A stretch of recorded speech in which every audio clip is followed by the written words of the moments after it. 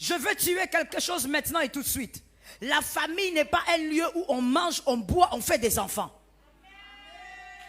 Cet amen est bizarre. Même si tu te sens concerné, donne un amen que tu guérisses. La famille n'est pas quel lieu tu es là. Tu manges, tu bois, tu grossis, tu grossis. Voilà pourquoi vous les jeunes célibataires, quand vous vous mariez, vous pensez que le premier compliment qu'on doit vous donner, tu as grossi. Quand tu entends un célibataire dire à son ami qui s'est marié, « Ouh, vraiment, tu as grossi », ça veut dire que dans ton mariage, tu vas bien. Qui t'a dit ça? Il y a des personnes qui grossissent quand elles dépriment. Tu sais pas ça?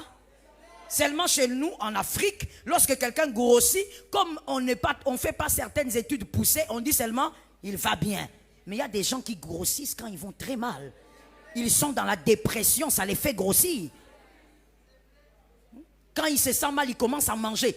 Il devient glouton parce qu'il est mal à l'aise dans son foyer. Toi, tu crois que si ton tonton a grossi, c'est qu'il va bien. Ces derniers temps, tonton, il a le ventre. Hein? Il faut faire la dimension du cercueil déjà avec tout ça là. Parce qu'il est tellement mal comme il est là qu'il risque de mourir par surprise. Tu as un conjoint improductif. C'est comme la carie. Tu vas souffrir.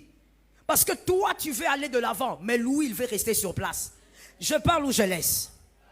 Est-ce que je dois parler? Alors, je vais choquer les femmes ici en disant ceci. Monsieur, célibataire, parce que le marié, il est déjà dedans. Monsieur le célibataire, il y a des femmes qui aiment tellement le mariage que tout ce qu'elle veut, c'est l'alliance. Surtout les genres de femmes là qui aiment faire ça dans les photos.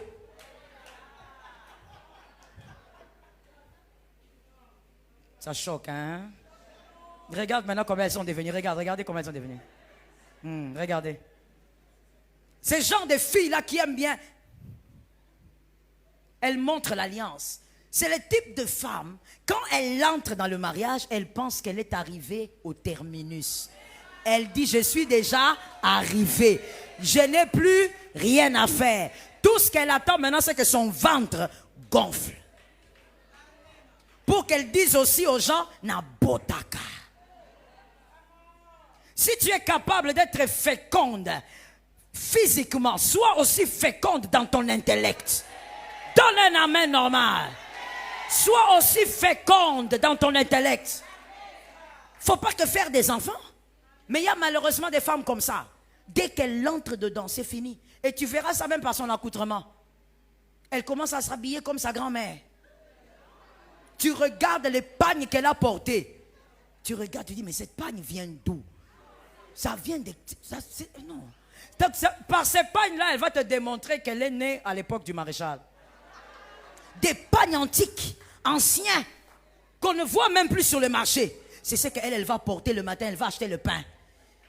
Qui t'a dit que pour aller acheter le pain, il faut être sale? Je ne sais pas si ça vient d'où. Qui t'a dit que le matin, pour travailler, il faut que tu sois sale? C'est-à-dire que le travail ménager, ça match avec la saleté. Je ne comprends pas cette logique. Tu es sale, mais tu travailles. Tu es sale, mais tu arranges la maison. C'est quelle logique? Si tu arranges la maison pour que ça soit propre, toi, d'abord, commence par être... Donne un amen.